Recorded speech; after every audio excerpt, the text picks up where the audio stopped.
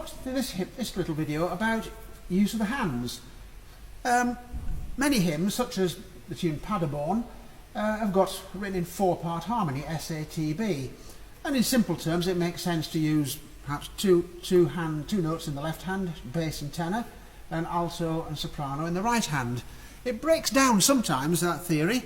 For example, if I'm not using pedals,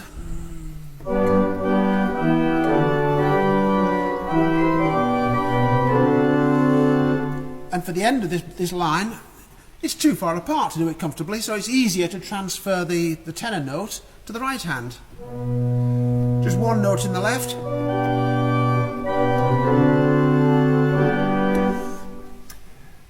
So occasionally the inner parts we're going to move from hand to hand, and that's something to practice. There's several reasons for doing so.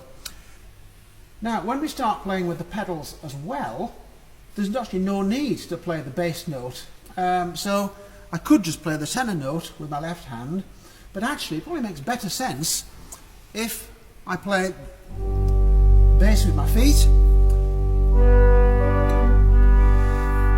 alto and tenor with with one hand, and soprano with the other.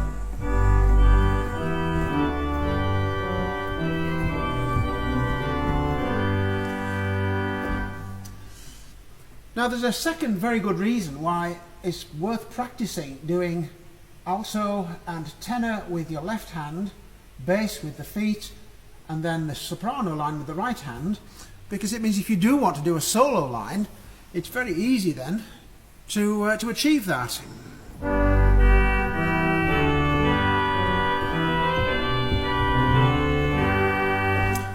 Oh, sorry about the tuning of that that G on the trumpet. I'll do it again on the Great Manual.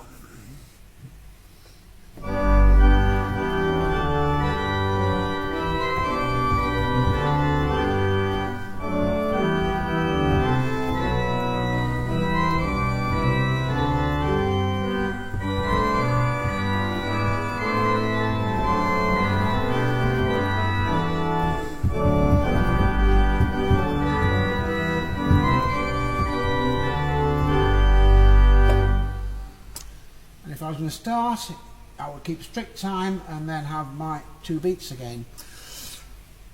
Now the choice of registration, soloing things out is a useful thing to do.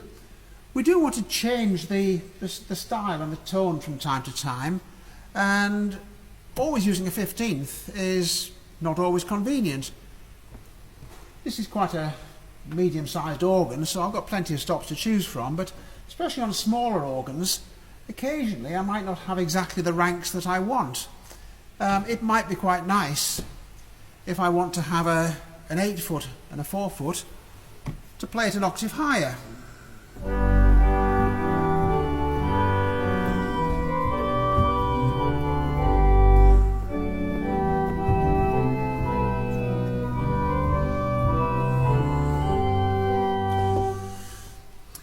And playing things up the octave and down the octave is a very good trick. Sometimes if you simply want a very quiet 4-foot, it's much easier to use an 8-foot and play it up. If you want a very quiet 8-foot even, use a 4-foot and play it down the octave. So these are all things we can start to use to help varying the accompaniments to make them more interesting.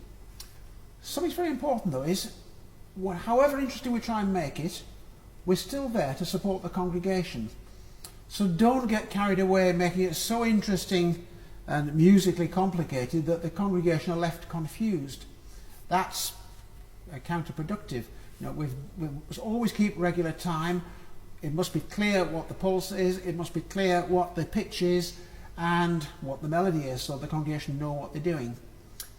Different rules might apply if you've got a choir, if you've got a conductor as well, but all of these videos are based on the premise that we're trying to lead a congregation from the organ.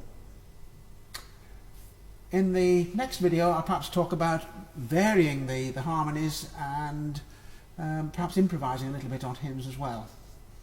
Anyway, that's it for this one.